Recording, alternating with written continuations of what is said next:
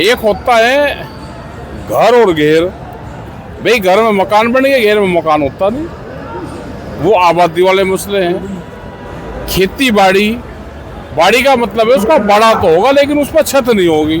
वो पशु के लिए रहता है, भेड़ बकरियों के लिए रहता है, मुर्गी पालन का उसमें ही काम होता है, तो उसको ये आबादी नहीं मानते।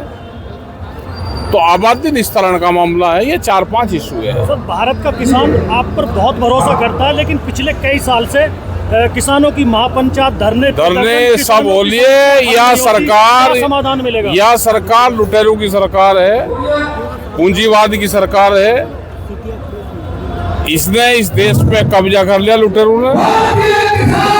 फिर ये संघर्ष होगा ऐसे ही, जैसे अभी देखिए अरावली पहाड़, उसकी भौगोलिक स्थिति क्या है, उसको ऑर्डर दे दिया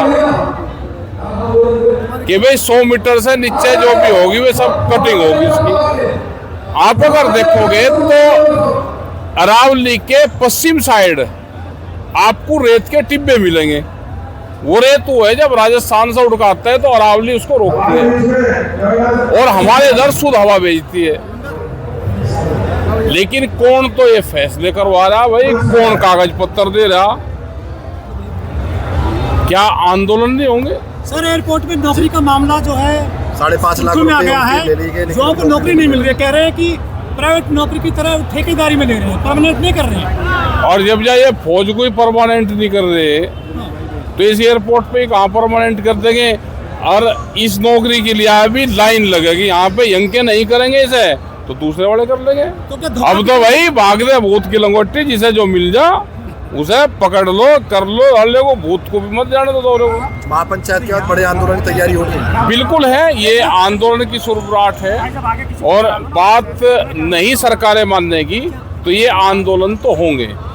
ठीक है साहब, एक सवाल और रहेगा। इस महापंचायत में यमुना एक्सप्रेस वे से प्रभावित जो किसान थे, 64.7% का जो मुद्दा हो चाहे और अन्य मुद्दे हों, उसको लेके है या कौन कौन से प्रोजेक्ट? ये 64 वाले भी हैं और आगरा तक जिन किसानों की भी जमीन जाएगी, वे सब किसान इसमें हैं। मुद्दे सभी के ही हैं। वो किसान यहाँ पे आ रहा या नहीं आ रहा, अब कह लीजिए आगरे की भीड़ नहीं है, लेकिन आगरे का प्रतिनिधि यहाँ पे होगा, मथुरा का होगा, यहाँ हाथरस का मिलेगा, अलीगढ़ का मिलेगा, बुलंदशहर के मिलेंगे। यहाँ पे जो लोग भी प्रभावित होंगे वे सब लोग यहाँ पे मिलेंगे। 50 साल का नोएडा हो गया, लेकिन मामले झुके क्यों है?